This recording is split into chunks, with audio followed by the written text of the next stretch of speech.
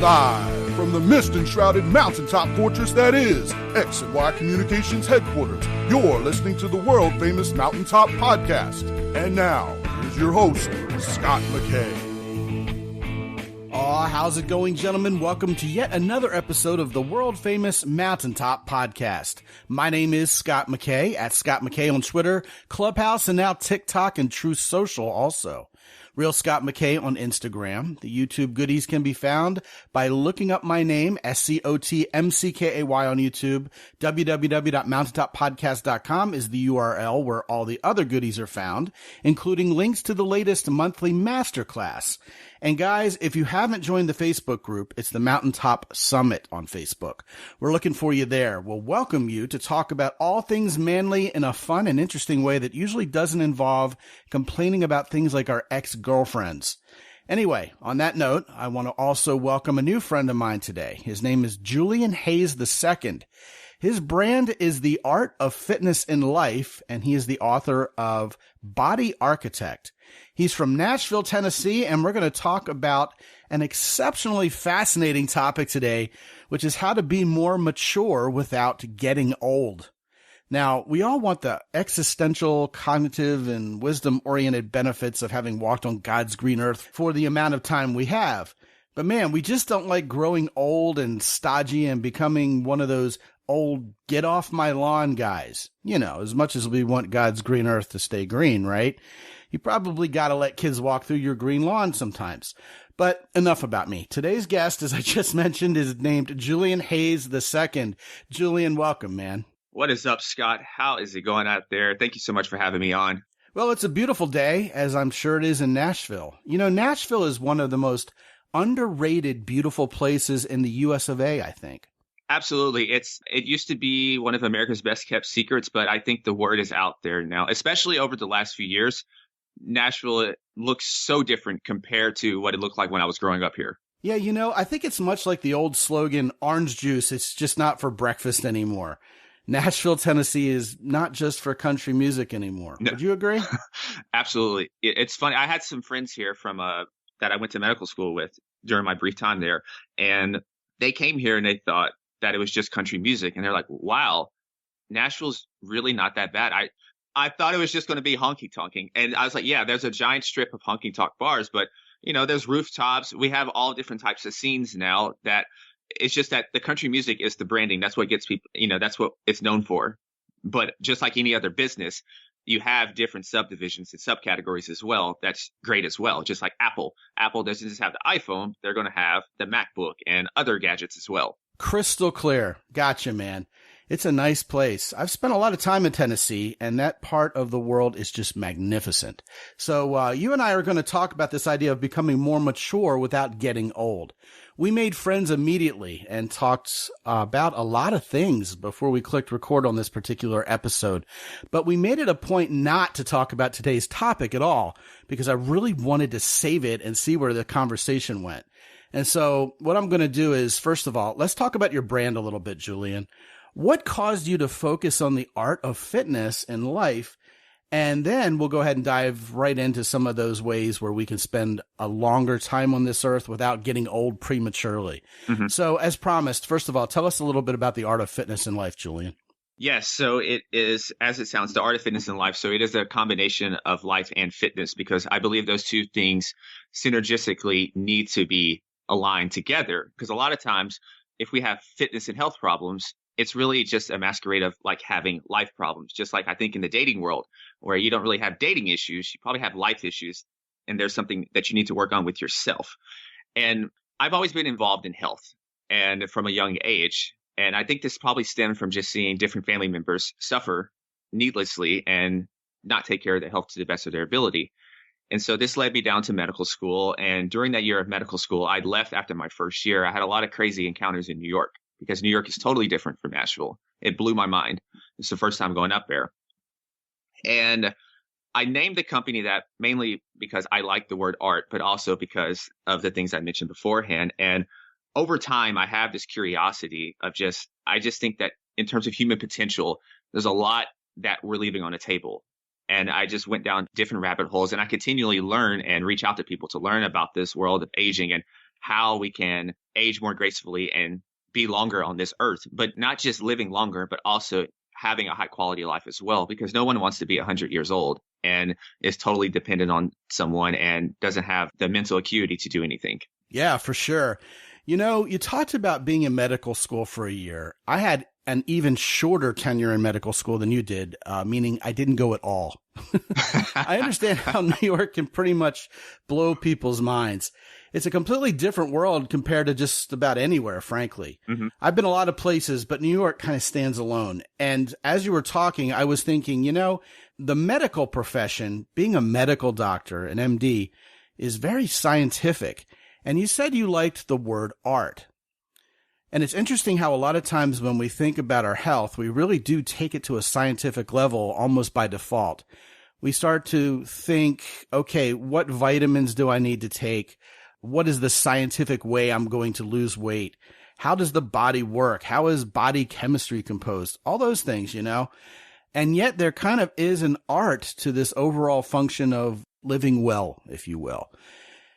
And I think it's fascinating that you'd recognize that a year into medical school and turn your attention in that direction, kind of as more of a right-brainer than a left-brainer, huh? Yes, I've always been stuck in two worlds, I would say. The science side of things came very easy to me, and that was the safe route for me. But then I've always been drawn to the artistic side of life and even living vicariously through a lot of people in that world. And I'm kind of a spiritual dude. And I know that's a buzzword now, but I just kept something in my gut and my intuition kept getting louder and louder that this is not it.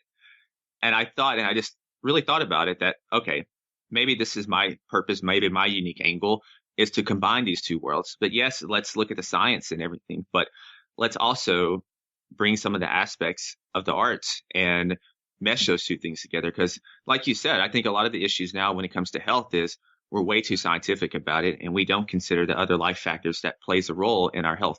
Yeah, you know what? It's fascinating. Just a few shows ago, we had a gentleman on who's a New York Times bestselling author by the name of Doug Knoll. He was talking about social skill and how everybody treats it at best as a soft science. Mm-hmm. And typically, rather, they treat it as, well, art with no science attached to it at all. So he took these typically right-brain concepts of social skills and of emotional intelligence and applied hard science to them. And it made for an interesting episode. And here you come along a few shows later, taking something like our health and maturing that usually hard science is applied to most often, and you're doing the exact opposite. You're applying the more right-brained art to that. And I think it's a wonderful, wonderful concept. So let's get started off with some of the basics here, right? Mm-hmm. What are some of the blind spots, if you will, where we just completely miss how artistic our health and indeed our maturity really should be? What should we be paying more attention to, Julian?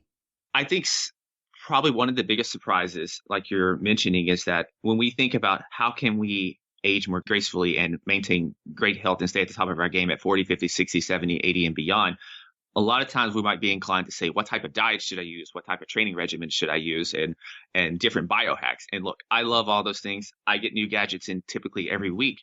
But the first place to really start is internal with ourselves. And I like to think of a vision. And we hear the word vision a lot. And a lot of times in the professional world, we have these career and goal aspirations, but very little have people actually taken the time to really think about what optimal health, what aging looks like for them. Aging has a poor reputation. When we typically think about aging, we think about our body temperature drops, so we're colder all the time. We go to sleep earlier, we're slower, we're not as sharp, and it's all these negative connotations. So the first place is to redefine what aging is to you and set your vision for what optimal health is for you. What do you want to feel like? How do you move? You know, what's your different body metrics? Like, what do you weigh and what are you doing? And what is this leading to? And so you're changing your paradigm internally from your perception, because everything starts with thought. And so if your thought is not in a more empowerment state, then the physical is not going to manifest in that way neither. So after we have the vision set, I was listening to a lecture by a guy named Dr. Mario Martinez, really fascinating guy. And he was talking about this thing as well. And he listed a couple things that I thought was very interesting in terms of he studies a lot of centenarians. And he mentioned things such as self-love, consciousness as being a big thing. And how he defined self-love was healthy narcissism. And I like to think of it as having a positive view of yourself and not being cocky, but also being confident of yourself. And the funny thing is you could translate this and you can take this into your professional life, into your relationships and dating. And this reminds me of a thing my mentor said, where he says, you don't attract what you want, you attract what you are. So what are you? And so that's where the vision starts first. And then day to day, are you in alignment with that type of person who would have that type of vision? You know, as you're talking, I'm reminded of past conversations we've had on this show where we're kind of told what our quote unquote American dream should be.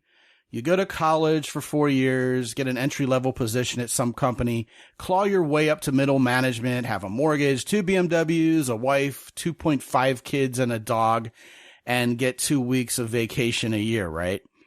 And people wake up kind of like the old Talking Heads song and go, well, how did I get here? This is not my beautiful house. This is not my beautiful wife. Yes. And yet we're there because we were told that's what we should want. So let's apply that to health and aging. Okay, I get to be 55 years old. I start planning for what Tim Ferriss would call the deferred life plan. When I'm retired, I'm going to travel the world with my wife. We're going to get an RV and go meet other RV people when we're older. We're going to eat at cheap cafeterias on a limited fixed income budget where pretty much the food is worse than the high school cafeteria was. And, you know, who cares? I'm going to supposedly love it. I'm left wondering, where did we get all these stereotypes? And what is it that's making us aspire to them? You know, wait a minute. I'm going to have to walk back my comments on RVs right here because I do love RVs and I look forward to being a diesel pusher myself someday. So maybe that one isn't so bad. But, you know, this idea that old people go to bed at 5:30 with butterscotch pudding in a sippy cup and wake up, you know, like early in the morning and watch the same boring television shows like Judge Wapner and whatnot. I mean, where do we get all that? Why do we have to be doing all of that when we're older? I mean, personally, my kids are BMX racers. I'm 55 years old indeed. I still have BMX bikes with number plates on them, and I'll still ride around the neighborhood with the kids jumping curbs and doing, you know, little tricks and stuff. And people, adults, will look at me and roll their eyes, either figuratively or quite literally. You know, people younger than me. And meanwhile, some of the other neighborhood kids will be like, whoa, bruh, you know, Sarah and John's dad, he's like old. He's old, dude. He's still out there doing tricks. That's crazy. Well, ultimately, the point is no one ever told me I should stop riding my bike. So I didn't. I'm still doing what I want to do. Yeah, you are inherently doing one of the important things as well. When we were studying aging gracefully and centenarians, you are still experimenting. You're still staying curious. You're still staying young at heart in your mind.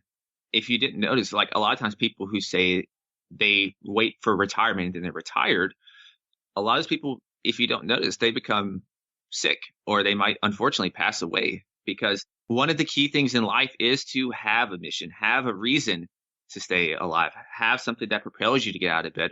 One thing that's fascinating is if you look at presidents, a lot of presidents live a pretty long time, and it's a highly stressful job. And you would think that that would just tank their health. But if you notice that a lot of presidents, after they're done serving in the office, they take up various humanitarian initiatives and they have something else as a more like a third or fourth act of life that keeps them going. So that's a very important thing that you mentioned there, is that's a mission. You're experimenting, you're staying curious. And so you're just because you're chronologically going up doesn't mean biologically and internally you have to follow the same suit as well. And one other thing I would add is we talk a lot about social skills and socializing. Is loneliness is a huge problem, I believe, for men now. And loneliness is highly inflammatory. It's some crazy stats I saw, and I don't remember off the top of my head, but we hear inflammation all the time, right? But you never hear about inflammation just from loneliness. And there's psychoneuroimmunology where we can literally think and make ourselves more inflamed and sick just by our thoughts are coming through us and just being lonely. So I think as we get older, we tend to kind of lose that community, that social aspect. Yeah, I think a lot of people, and this is anecdotal, but I do believe I've read at least some stories where it's talked about. I don't know if I have peer-reviewed studies to draw from here, but a lot of people as they grow older fear loneliness more than they fear death itself. Well, they fear losing their mental capabilities and losing their ability to be ambulatory also. But that fear of loneliness is very, very real. Now, you were talking about presidents, and one James Earl Carter comes to mind. Yes. It occurred to me while you were talking that dude was out of office 42 years ago, and he's still kicking. And, he's famously been a spearhead for such wonderful causes as Habitat for Humanity, but he and Rosalind are still alive and kicking. Yeah, it's all about purpose, isn't it? A lot of people seem to retire and die shortly thereafter, Yeah, I've seen it a lot in my family. I come from a blue-collar background, and the retirement is the apex of, and everything has been delayed until the retirement, and they get to the retirement, and it doesn't happen because they get sick or they pass away before they get to do those things. So yes, one lesson is to don't put everything off, but another thing is to always have a mission. I don't really like purpose. Purpose sometimes overwhelms people, but have a rhyme and reason for what you do throughout the day. And so you're just doing things with intention. You're being a lot more intentional. And I think you were mentioning about, why do we think this way? Why do we do these things? Well, it's because it's what we were told. And I thought about this myself. I had to really relearn just different things in history and even just a lot of my beliefs about things in the world. And I sat down one day and I thought, why do I believe these things? And it's because what I was told. And then why was I told these things? It's because the people that told me these things were also told these things. And so it's just this cycle. But how many times have we ever stopped to think, is this really true? Haven't I even investigated, is this true? Or am I just going with this belief because this is just what I was told? And it's unfortunate, but I think that's a big reason. Like, who says that you cannot continue to do adventure sports when you're 50? Who says you have to stop after you get to 50? Who says these things? It's nonsense, but it's just what we're told. And we don't take the time to stop and actually think about these things. That's why, for me, seeing President Carter like that, now, yes, maybe physically he's not there, but that was a different time. Technology has advanced. So by the time, if he can get to that age, and I have an uncle who's like 100, and he can get to 100, and he didn't have nearly none of the information I had. He went through a lot more different hardships, and he got to 100. Who's to say I can get there and be in a much better position with all the technology and knowledge that will be coming and that I have already? So that's kind of my perspective on how I look at aging as well. Now, it's curious you would mention this idea of, having identity, which leads to use of the P word, purpose, but at least knowing what you want to do and why you're doing it. And that topic comes up repeatedly on this show. And you can just throw that pebble on the mountain of reasons why it's a good idea to know who the hell you are and what you're about. We were discussing, perhaps joking a little bit before the show, about how back in 2014, what you would write as your big deal breaker on online dating apps and sites was, if you don't think Black Lives Matter, swipe left. And then Donald Trump was elected. If you voted for Donald Trump, swipe left. And then up until about a month and a half ago, if you didn't take the shot, or if you did take the shot, don't bother. And then suddenly fewer people care about that. They don't care whether you have mRNA cooties or are killing grandma, take the shot or whatever. That's so February 2022. Now it's, if you don't support Ukraine, swipe left. And these are a bunch of people who are supporting the current thing because they were told to. Nothing more. Elon Musk tweeted out a meme a few weeks ago that got thousands and thousands of likes and comments on Twitter. And it's this poorly drawn cartoon going, I support the current thing. And he goes, now you don't have to change your meme anymore. You can just use this one. And now, having bought Twitter, Elon himself has become the quote unquote current thing. And people really are just brainwashed into supporting the most media-driven opinion du jour, and they do it because they fear not being part of something bigger. And they don't want to be on the wrong side of the issue relative to the people they want to run with. So they pick which side they think everybody's on. They follow the herd. And that herd mentality leads to a lot of people acting, like sheep. And once you've acted like a sheeple, what's your destination? What's the payoff? What really comes of it? And I'm hearing you say, really, it could be a big fat nothing. And then you wonder why you're there. But suddenly you are. Mm-hmm. Right? Yeah, absolutely. I have friends who fell into this trap. I mean, it sucks. It sucks to see it. But that's why it's funny how I say things are, the art of fitness and life and those two things together, because it's a lot of similarities. It's a lot of similarities. Generally, if you're doing what the masses are doing, odds are that is probably not the ideal thing long term. But I think people are so afraid to be quote unquote alone or to stand on their own 2 feet that they rather just hide within the crowd. And then at least then, if something doesn't go their way or something happens, then it's not their responsibility. They can just blame it on someone else. So it's a lack of accountability and responsibility on their part. And I think a lot of times people do not want to own up to that, or they're afraid for whatever reason. I have no idea why. It's a fascinating time in human history to me. It's quite fascinating. I am fascinated. Yeah, with the internet was supposed to come deeper knowledge on the part of everybody. And really it's just resulted at this small point. Percentage. Yeah. Well, at this point, it's become overwhelm because, with broadband came the ability to just absolutely inundate people with information nonstop 24/7. And therefore, most people just read the headlines and make decisions in, say, 280 characters or less.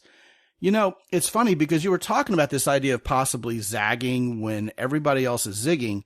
And that, at its purest form, is simply rebellion against the status quo.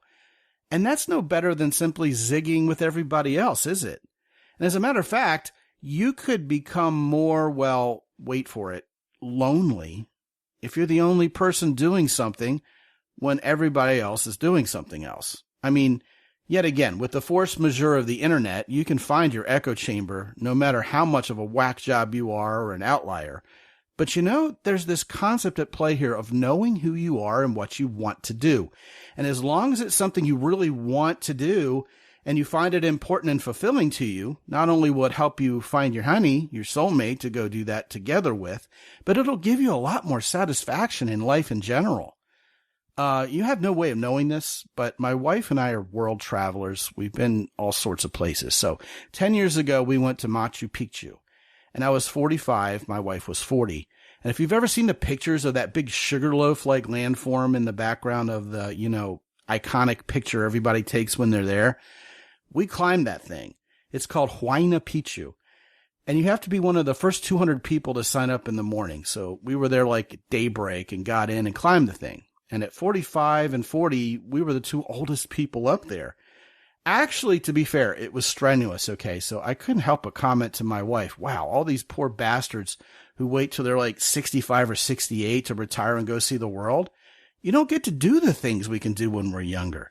And all these kids who are backpacking, man, they're right on target to go do that and do this stuff when they're young. Now, someone may say, oh, you know what? Now that you're out of college, go to medical school.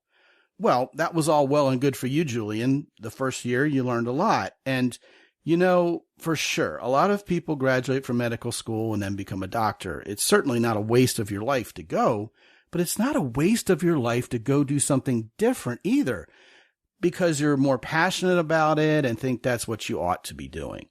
Yet this whole life plan that's laid out before us, people just walk right into it. This is a fascinating conversation. And the next place I want to take it is into the emotional kind of psychosocial realm, right? I think a lot of times when people get older, they think, all right, well, it's time for me to calm down, perhaps be more stoic. I need to find different things important. I need to find different things entertaining. I need to stop watching South Park and The Simpsons because it's so darn pedantic and move on to something a little more dignified and mature. Well, what does that even mean? It means someone else's perception is flavoring my perceptions. One of the things that gratified me the most from reading Jordan Peterson's book, 12 Rules for Life, was finding out in the middle of the book that he's a huge Simpsons fan. Because, I mean, if Jordan Peterson is a Simpsons fan, why can't I be, right? I'm actually not as much of a Simpsons fan personally, but I am a South Park fan.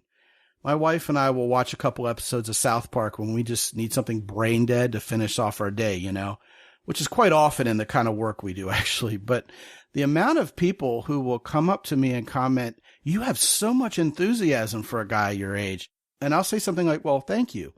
But in my head, I'm going, why would I have lost it? What does it benefit me to lose my enthusiasm for life?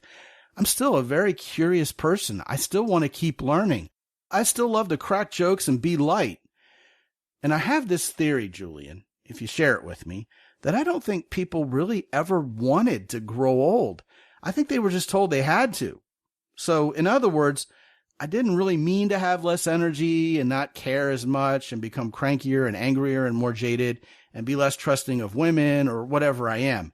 I didn't mean to stop buying things that were red and yellow and bright green and buy everything that's grayscale for the rest of my life, like my cars and my clothes or whatever.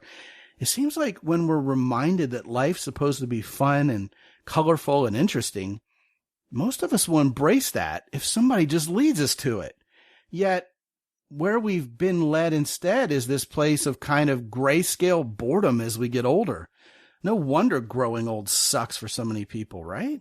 Yes. And also, I think it's a couple things there that had me thinking is one of the things is I think people are searching for themselves. And I think a lot of times people are searching for meaning, and jumping on some of these movements sometimes gives people meaning to their lives because they don't have meaning elsewhere, because they're following that script that we said, that predictable programming, and people being numb as they get older. And if you think about it, why do people drink? Why do people excessively drink? I mean, I enjoy drinking from time to time, but why do people drink a lot? Or they find all these external things to kind of bring some kind of pleasure to their life. It's because they're lacking in that. And it gets more and more profound as they get older. And the second part is searching for themselves and jumping on different type of movements or adopting certain ideologies. And this can be health, relationships, political, whatever. It's pretty much all the same. Once you remove the surface level, they're searching for themselves. They're lost. And they never took the time to really know themselves. And they let a part of them go away because they were, quote unquote, maturing. Yeah, it's like when people retire. Perhaps the truth is they invested so much of their own selfhood in their job that when that job goes away, so does a significant part of their identity. It's kind of a sad thought, but I know a lot of people can relate to it. I mean, consider NFL players and pro wrestlers retiring and how their perception may be that the highlight of their life is in the past. I mean, they can't top that. They've peaked. You know what I mean? Mm-hmm. But I think it happens to most anybody, especially as they get close to retirement age and feel maybe like everyone they're working with is 20 years younger than they are. Am I over the hill? Am I washed up? I mean, in a world where everybody's growing older and lifespans are expanding, it's really a shame that someone feels washed up at 35 or 40. But I see what you're saying. So what's the remedy? What can we start doing today? As men, whether we're 21, 31, or 81, right, Julian? What can we do practically to start embracing being more mature and wiser and soaking up what life has to offer without having to grow old and become the cranky get off my lawn guy? What can we do? Yeah, so the first thing is, as we mentioned earlier, I would set a vision for yourself, a really, really detailed vision, not just for your relationships, not just for your business, not just for how much money you want, but for your health and how you're moving, how you're feeling. I would start there, but then I will set a anti-vision. And so this is what I would call the enemy, the person you despise of the most. And I set an anti-vision, and I have people do this because some days we might not feel like doing things. Some days we might not feel as motivated. We might not feel as inspired. And just reading on this anti-vision person, it gives me a pickup. And it's done that for quite a few people that I've talked to, is to have this anti-vision, this person that you despise of the most, and to keep that person in the back of your mind. And this is crafting the identity. And moving beyond that, I would also try new things to stay curious, to keep your mind young, to keep yourself sharp. And it doesn't have to be anything that's grandiose. It's just something, you can start with just something small and doing something tough that's different for you and gives you that unfamiliar feeling. And it brings you back to being a child again. So like when you were always discovering new things, I remember just playing with sticks, and I was running the other day and I saw kids just playing with sticks. And I was like, it's so fascinating to see kids pretending to cook with just sticks. And then as we get older, they rob us of that imagination and just that ability to wander and daydream. And probably the third thing is just perception. When you're thinking about things and you're just asking yourself, why do I think this? Is this true? Who told me this is true? And do I want to accept this truth, or do I want to investigate this a little further? And so those will probably be the three things outside of, the basics of like exercising, nutrition, and sleep. I would start there with the mental and getting the identity work established. Well, I'll tell you, I think that's wonderful. All of those steps kind of guard you against that dreaded state of being, quote unquote, set in your ways. If you do find yourself single at 35, 45, or 55, maybe after a hard divorce. That's one of the issues that people cite when they're talking about how difficult it is to date at that age. I'm still doing those things that I fell into the habit of doing when I was married, even though my life has been disrupted, or I'm trying to date someone whose life will not be disrupted from their own ways that they're set in. And with regard to being curious and forcing oneself to try new things, they don't have to be these big, grandiose things, like you said. I'm kind of indicting myself here because my son just got into paintball. And personally, I was like, oh, hell no. I don't want to go get shot at. But, maybe I should just go rent a paintball gun and go out there with him one day and try it. Mm-hmm. I mean, what's the worst thing that could happen, right? Maybe I should do that. Yeah. Otherwise, I'm just, I'm not eating my own dog food here. Exactly. Yeah. Exactly. Yeah, I mean, I need to go out and practice what we're talking about here. Practice what I'm preaching. I've been inspired. Yeah. And I can attest to this because I'm considered a late bloomer in like the dating world because I was so focused on being a student at one point, and then I took years off just to caretake, so I didn't have space for that. And so I'm definitely not a veteran at dating, and so it's new and exciting for me. And also with hobbies and learning things, like you mentioned, there's language learning. So I'm starting to learn a language. And salsa dancing. I've always wanted to learn how to salsa dance. So I'm learning salsa dancing and various other Latin dances. And it's just exciting to bring some novelty into your life, because a lot of times as we get older, we get more and more regimented and we lose that novelty factor in life, that lust for life. And I think that's a way that we let our soul, let our spirit die, or our life force. And if we don't have that glowing and beaconing, I have no evidence to prove this, but I think that's just a sign that your body's like, okay, well, if I don't have a use, then I'm going to go ahead and just shut this down. How sad, right? I know. Yeah, I would add to what you're saying, man, that there was nothing like having a newborn baby in the house at age 45 to keep me feeling young. I mean, that's the scariest thing in the world. You're almost like grandfather age and you have a newborn baby in the house, your own kid. But it's been wonderful. My youngest is 10 years old now, and she's just an angel. And she and my 14-year-old son, John, make our lives so much more interesting and fun. And we're forced out of our comfort zone so often, traveling and doing and being. And it's actually a gift. Anything that keeps you from getting old, man, is not the enemy. That's your best friend. The only thing I would kind of add as a cherry on top of this conversation is you do sometimes have to exercise discipline instead of mere motivation, as our friend Jocko Willink would say, right? Mm-hmm. You have to decide you're going to go on this hike when sitting around and resting and being lazy and getting old, frankly, would be easier. You have to decide, you know what I'm going to do? I'm going to quit alcohol for 30 days just to see how I feel. And that starts tonight. I'm not going to drink any beer tonight. I'm not going to have that shot of Maker's Mark tonight.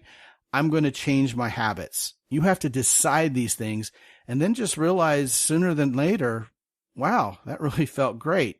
I did the keto program, dropped some LBs, and I feel like I'm 20 years younger. So there's your secret, right?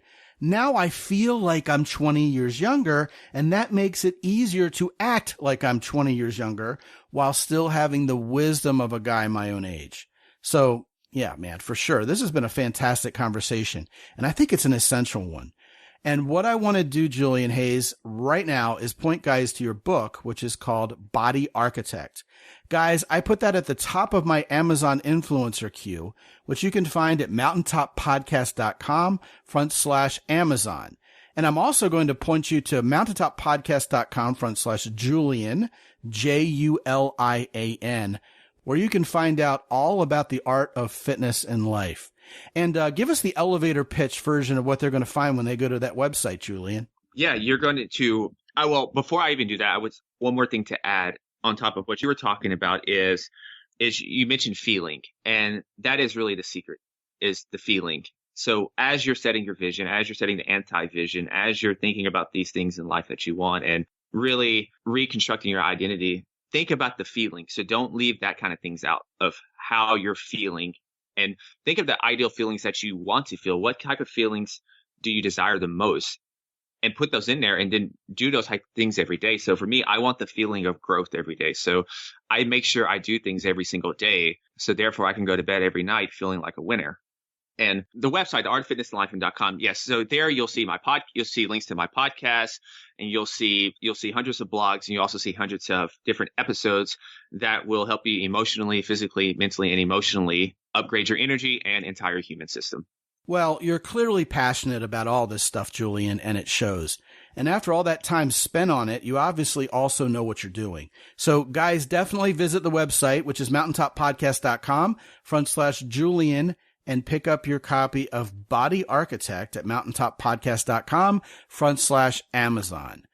Julian Hayes from The Art of Fitness in Life. Thank you so much for dropping by today, man. It's been a great conversation. And one like we've never had around here before. Thanks. Thank you much, Scott. I enjoyed it. And I don't ever get to typically have this type of conversation. So I really appreciate it. Yeah, man. Come back and visit us. We'll talk about a completely different topic. And guys, if you haven't visited mountaintoppodcast.com just yet, or if you haven't lately, go there and click on the masterclass link to see what the current month's topic is and how you can get in on it. Also, be sure to sign up for my newsletter. It's daily, it's fluff-free, and it doesn't cost you a dime to sign up. And gentlemen, if you haven't talked to me free for 25 minutes yet, you need to do that. Get on my calendar. If it goes a bit longer than 25 minutes, no problem. We'll talk about where you are right now, what you want to get done in your life, how to get a little wiser and a little better with women without, by God, growing old doing so, right? And a whole lot of other things could be potential topics of discussion when we're talking about your life, your future, your sense of adventure, and the kind of women you want to share it all with. Sign up for free at mountaintoppodcast.com. And while you're there, check out our returning sponsor, Keyport. These guys have the coolest everyday carry devices you've ever encountered. This is not your father's Swiss Army knife, gentlemen, okay? Check it out. Go to mountaintoppodcast.com/Keyport and get you some. Also, the guys at Origin Maine are the ones who make those factory jeans, which will be the best you've ever worn in your entire life. And if you're working out actively and have not tried their vanilla protein powder, do so. It's also excellent. Finally, last but not least, herosoap.com will clean you up the best. And you know what I like to call it? I like to call it new car smell for dudes. Man, the scents they have in their soap are just fantastic. Very manly. And plus, they also have the slickest bath body wash gel you've ever tried in your entire life. Listen, I got to tell you, like I do often, this stuff is perfect when you're taking a shower with a female human being. You just have to trust me on that. All of those fine sponsors can be easily visited from mountaintoppodcast.com, and you can use the coupon code MOUNTAIN10 with each of the three for an additional 10% off. And until I talk to you again real soon, this is Scott McKay from X&Y Communications in San Antonio, Texas. Be good out there.